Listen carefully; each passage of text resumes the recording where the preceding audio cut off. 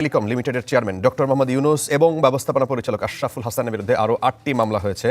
মানবতা বিরোধী অপরাধের মামলায় জাতীয় অপরাধ ট্রাইব্যুনালের প্রসিকিউশন টিমের ঘুষ লেনদেনের অভিযোগ খতিয়ে দেখা হবে, থাকলে কঠোর ব্যবস্থা নেওয়া হবে।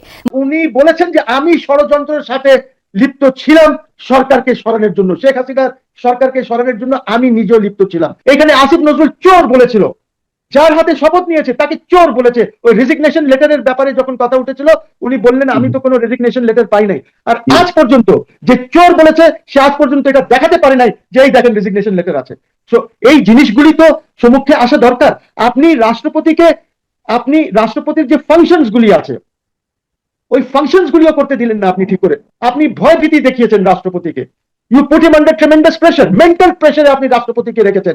আপনি যা পাঠিয়েছেন রাষ্ট্রপতি সই করে দিয়েছেন, বিকজ আর কোনো কনস্টিটিউশনাল অফিস হোল্ডার তো নাই। রাষ্ট্রপতি যদি না কোঅপারেট করে তাহলে স্টেট কোল্যাপস করছে। যেভাবে ইউনুস ট্রিট করেছে, সে শুধু তার ওথ শপথ লঙ্ঘন করে নাই, বরঞ্চ সেই রাষ্ট্রের সাথে খেলা করেছে।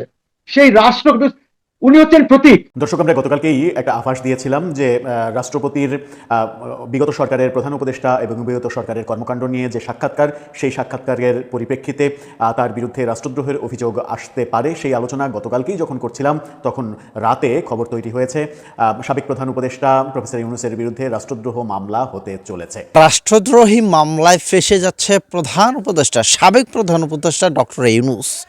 অ্যাডভোকেট মহসিন তিনি মানচিত্রের চ্যানেলে মঞ্জুরুল ইসলাম পান্না ভাইয়ের তার সাথে সাক্ষাৎকার দিয়েছেন এবং সেইখানে তিনি কিন্তু কথা বলেছেন, এই হুমকি দিয়েছেন।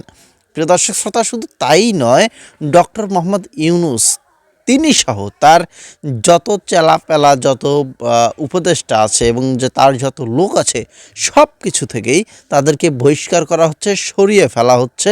এবং এমন মাইনকাচিপায় প্রধান উপদেষ্টা ডক্টর ইউনূস তিনি পড়তে যাচ্ছেন ইতিহাসের সর্বসাকুল্যে ভয়াবহ পরিস্থিতি, খারাপ তার। তো যাই হোক, এই বিষয় নিয়ে কি বলছিলেন অ্যাডভোকেট মহসিন, সেই আলোচনাটুকু আপনাদের শোনাবো। যারা যারা ইতিমধ্যে শুনেছেন তো শুনেছেনই, যারা যারা শোনেন নেই নতুন করে আবার শোনেন, এবং সেই সাথে আরও বিশ্লেষক এবং নতুন করে আমাদের সাথে কি তথ্য আর সেই বিষয় নিয়ে আশা করছি বিস্তারিত ভিডিও স্ক্রিনে দেখবেন আপনারা। নম্বর ব্যক্তি রাষ্ট্রের, আপনি তো 1 নম্বর ব্যক্তি না। তো ইউনূস যেটা করেছে, দেখেন আমি আগেও বলেছি ইউনূসের বিরুদ্ধে সরকারকে তদন্ত করা উচিত। আগেও করেছি, আবার করব। 106 আছে না, ইলিগাল এন্ড কনস্টিটিউশনাল গভর্নমেন্ট, আবার করব। আমন্ত্রিত আজকের দর্শক মানচিত্রের নিয়মিত আয়োজন কথোপকথনে। আপনারা জানেন যে আমাদের রাষ্ট্রপতি মোহাম্মদ শাহাবুদ্দিন এর আগে রয়টার্সের সঙ্গে একটি সাক্ষাৎকারে অনেক কথা বলেছিলেন। আবার সুপ্রিম কোর্টের সিনিয়র আইনজীবী মুসলিম লীগের সভাপতি মোহসেন রশিদ তিনিও এই মানচিত্রেতে অনেক ধরনের অজানা তথ্য আমাদেরকে দিয়েছিলেন রাষ্ট্রপতি সম্পর্কে, রাষ্ট্রপতি কোন অবস্থায় আছেন, তার প্রেস উইং সম্পর্কে কি কি ঘটছে সেই সম্পর্কে আমাদের জানিয়েছিলেন। কালের কণ্ঠে নতুন করে আমরা যে একটি বোম ব্লাস্টিং রিপোর্ট দেখলাম, সেই একই ধরনের কথাবার্তা, একই ধারাবাহিকতায় যে তথ্যগুলো বেরিয়ে আসছে। আসলে ডক্টর মোহাম্মদ ইউনূস প্রধান উপদেষ্টা থাকাকালীন সময়ে তিনি কি কি ধরনের সংবিধান লঙ্ঘন করেছেন, এই সংবিধান লঙ্ঘনের দায়ে তার কি ধরনের বিচার হওয়া উচিত, অথবা তার বিরুদ্ধে কোনো ধরনের কেউ আইনগত পদক্ষেপ নিতে যাচ্ছে কিনা, এসব বিষয় নিয়ে আমরা কথা বলবো। এই বিষয়ে আলোচনার জন্য আমাদের সঙ্গে যুক্ত রয়েছেন বাংলাদেশ মুসলিম লীগের সভাপতি এবং সুপ্রিম কোর্টের সিনিয়র আইনজীবী অ্যাডভোকেট মোহসেন রশিদ। যারা মোহসেন রশিদ, আপনাকে স্বাগত জানাচ্ছি আমাদের অনুষ্ঠানে। সবাইকে শুভেচ্ছা যারা শুনছেন এবং যারা দেখছেন। জি, কালের কণ্ঠে যে রিপোর্টটি বেরিয়েছে মোটামুটি সেটি আজ মানে সোমবার সারা দেশে আলোচনার বিষয়। এর আগে এই একই কথাগুলো আপনি আমাদের এই মানচিত্র চ্যানেলে, এই প্রোগ্রামে আপনি অনেক অজানা তথ্য জানিয়েছিলেন, সেটিও মানুষ দেখেছে।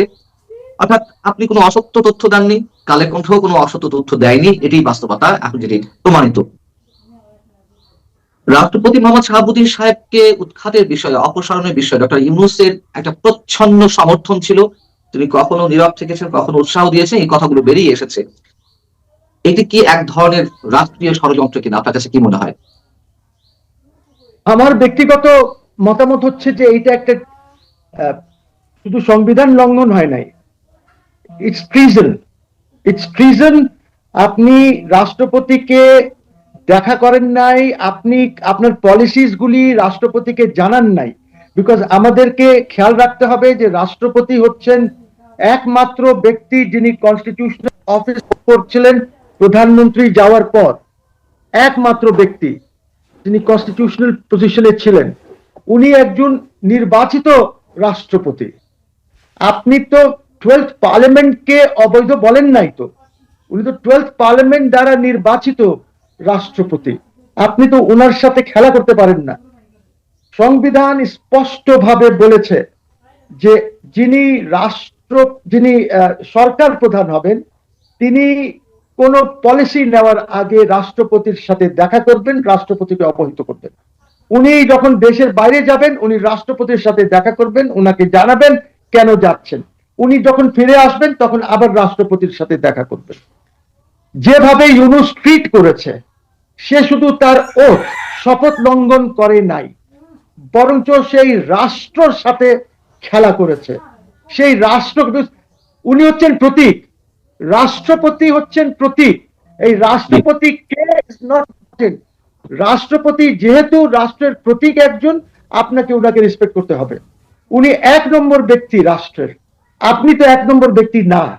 তো ইউনূস যেটা করেছে, দেখেন আমি আগেও বলেছি, ইউনূসের বিরুদ্ধে সরকারকে তদন্ত করা উচিত। ইউনূসের বিরুদ্ধে তদন্ত হবে। ইউনূসের যে ক্যাবিনেট ছিল, স্পেশালি লামিয়া মোর্শেদ, রিজওয়ানা, আসিফ, তারপরে লামিয়ার হাজবেন্ড, রিজওয়ানার হাজবেন্ড, তারপরে শফিকুল আলম, এরকম আরো কয়েকজন আছে যাদের বিরুদ্ধে সরকারকে তদন্ত করা উচিত যে এরা রাষ্ট্রের প্রতি কি ক্ষতি করেছেন। রাষ্ট্র তো 4টি খেলা না। এবং আমি আশাবাদী যে যেহেতু আমার প্রধানমন্ত্রী আমাদের তারেক রহমান সাহেব এই দেশের প্রধানমন্ত্রী হয়েছেন, 2/3 মেজরিটি আছে ওনার, উনি এই পদক্ষেপ নেবেন দ্যাট অ্যাটলিস্ট একটা ইনকোয়ারি কমিটি করবেন, যে ইনকোয়ারি কমিটিটা রিপোর্ট দেবে বা একটা কমিশন করবেন, সেটা রিপোর্ট দেবে যে উনি কি অনৈতিক, ইললিগাল, আনকনস্টিটিউশনাল কাজ করেছেন, যে সামথিং লাইক ট্রিজন আমি মনে করি। বাট আমার মনে, দিস ইজ মাই ওপিনিয়ন, যেভাবে ট্রিট করেছেন রাষ্ট্রপতিকে। এবং আমি আপনাদেরকে আগেই বলেছি যে কালের কণ্ঠ যেটা আজকে পাবলিশ করেছে, এখন তো এটা রাষ্ট্রপতির মুখ থেকে সবাই জেনেছে যে উনি কি বলতে চেয়েছেন। কিন্তু কথা হচ্ছে যে এই জিনিসগুলি তো আমি বারবার বলেছি, রাষ্ট্রপতির প্রেস উইং সরিয়ে দিয়েছে। আমি বলেছি, অনেক আগেই বলেছি, কি ক্ষমতা বলে সে সরিয়েছে রাষ্ট্রপতির প্রেস উইং। সে তো he is not the prime minister, prime minister না, সে তো প্রাইম মিনিস্টার না। তার কারণ হচ্ছে কেয়ারটেকার গভর্নমেন্টের যে কনস্টিটিউশনাল প্রভিশন ছিল, সেখানে বলা ছিল যে চিফ অ্যাডভাইজার যিনি হবেন, he will be deemed to be the prime minister, যার জন্য prime minister power hand over করতো। এইখানে 106 যেটা আমি চ্যালেঞ্জ করেছি, এবং আমি এখনো মনে করি যে এটা আনকনস্টিটিউশনাল, ইললিগাল ভাবে ওনাকে ক্ষমতায় বসানো হয়েছে। আমি এই রায় যখন করছিলাম তখন রাতে খবর তৈরি হয়েছে সাবেক প্রধান উপদেষ্টা প্রফেসর ইউনূসের বিরুদ্ধে রাষ্ট্রদ্রোহ মামলা হতে চলেছে। ভয়ঙ্কর এই তথ্যটা এসেছে। তবে কি সত্যি সত্যি মুদ্রার অপোজিট পৃষ্ঠা দেখতে চলেছেন সাবেক প্রধান উপদেষ্টা এবং নোবেলজয়ী প্রফেসর ইউনূস? কে করবেন এই রাষ্ট্রদ্রোহ মামলা? সেই মামলা আদালতে গেলে কি অবস্থা দাঁড়াবে? পরিবর্তিত প্রেক্ষাপটে কোন দিকে যাবে পরিস্থিতি? প্রফেসর ইউনূস এখনও দেশে রয়েছেন, তিনি কি আদৌ দেশে থাকবেন? তাহলে অনেকগুলো প্রশ্ন সামনে এসেছে। চলুন একটু জেনে দেখি কে করবেন রাষ্ট্রদ্রোহ মামলা, তার ফলে কি পরিস্থিতি হতে চলেছে। থাকবেন পলিটিক্স টিভির নিয়মিত আয়োজনে।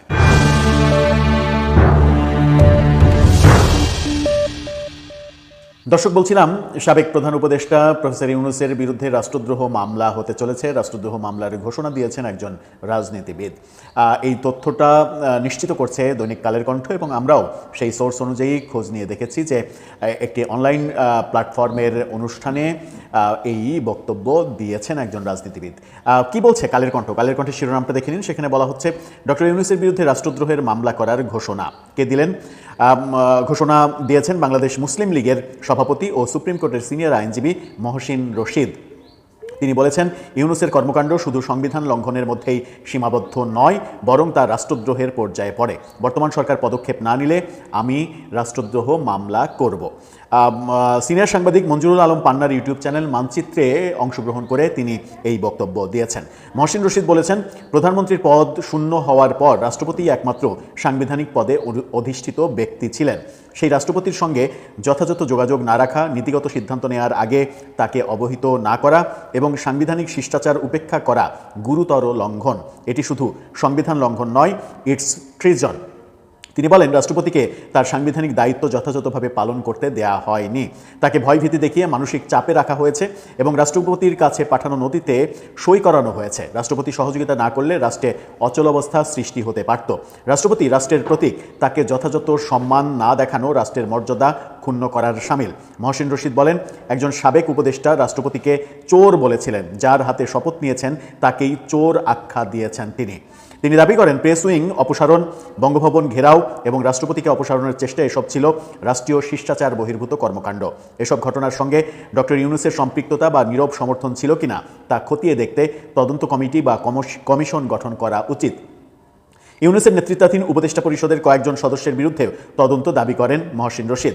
তিনি বলেন, রাষ্ট্র কোনো খেলার বিষয় নয়, রাষ্ট্রের ক্ষতি হয়েছে কিনা তা নিরপেক্ষভাবে অনুসন্ধান করা দরকার। সংবিধানের 106 অনুচ্ছেদ চ্যালেঞ্জ করার প্রসঙ্গ তুলে তিনি বলেন, এ বিষয়ে তিনি আদালতে গিয়েছেন এবং রায়ের সার্টিফাইড কপির জন্য আবেদন করেছেন। রায় হাতে পেলে তিনি রিভিউ করবেন। ভবিষ্যতে যেন আর কোনো অবৈধ বা অসাংবিধানিক অন্তর্বর্তী সরকার না আসে সেই ব্যাপারে সতর্ক থাকা জরুরি। মহসিন রশিদ বলেন, সরকার যদি কোনো ইনকোয়ারি কমিটি গঠন না করে তবে তিনি নিজেই নোটিশ দিয়ে মামলার উদ্যোগ নেবেন এবং ইউনূসকে পক্ষভূত করবেন। আগেও করেছি, আবারও করব। অর্থাৎ সরকার যদি প্রফেসর ইউনূসের বিরুদ্ধে রাষ্ট্রদ্রোহ আইনে মামলা না করে, ব্যবস্থা না নেয়, তাহলে তিনি নিজে মামলা করবেন। ডক্টর ইউনূসকে প্রধান আসামি করে তিনি মামলা করবেন। সত্যি কি সেই দৃশ্য আমরা দেখতে চলেছি? যখন আমরা শুনছি প্রফেসর ইউনূস 28 ফেব্রুয়ারি এখনও যেখানে অবস্থান করছেন সেই যমুনা ছেড়ে দেবেন, ছেড়ে দিয়ে গুলশানে তার নিজের বাসভবনে উঠবেন, সেরকম একটা প্রেক্ষাপটে এই আলোচনা যখন সামনে আসলো, তখন কি ব্যাপারটা এরকম আমরা দেখব যে খুব শীঘ্রই প্রফেসর ইউনূস দেশ থেকে বিদেশে নিরাপদ জায়গায় চলে যাবেন, যেন তাকে কোনো ধরনের কোনো হেনস্থার শিকার না হতে হয়? সেই পথে সরকার কি বাধা দেবে, নাকি সরকারও চাইবে না প্রফেসর ইউনূস কোনো ধরনের বিপদে পড়ে যাক? দর্শক, আপনার কাছে কি মনে হয়? আপনার মতামত জানিয়ে লিখতে পারেন। পরিস্থিতির শিকার আপনারা বুঝতেই পারছেন, আমি নিজেও পরিস্থিতির শিকার। তো যাই হোক, সেগুলো ব্যাপার না, সেগুলো নিয়ে একদিন কথা হবে। তো বর্তমানে যে অবস্থা, ডক্টর ইউনূসকে নিয়ে যেটা বলছিলাম যে রাষ্ট্রদ্রোহী মামলা তিনি খেতে যাচ্ছেন এবং হয়তোবা তাকে জেলের ভাত খাইতে হইতে পারে। তো এই যে ডক্টর ইউনূসের সর্বসাকুল্যে সর্বশেষে এই পরিস্থিতি কে চিন্তা করেছিল, কে ভেবেছিল যে তার এইরকম কিছু হতে পারে, তার বিরুদ্ধে রাষ্ট্রদ্রোহী মামলা হইতে পারে? এবং আমাদের চুপ্পু সাহেব তিনি যেভাবে মুখ খুলেছেন, এতে করে কিন্তু ভয়াবহভাবে ফেসেই যাচ্ছে প্রধান উপদেষ্টা ডক্টর ইউনূস। যাই হোক, সর্বসাকুলে সর্বশেষে তার কি হয় সেটা এখন দেখার বাকি আছে। তো আপনাদের কাছে কি মনে হয় যে আসলেই তিনি মামলা খাবেন এবং মামলা খাওয়ার পর তিনি জেলে থাকবেন?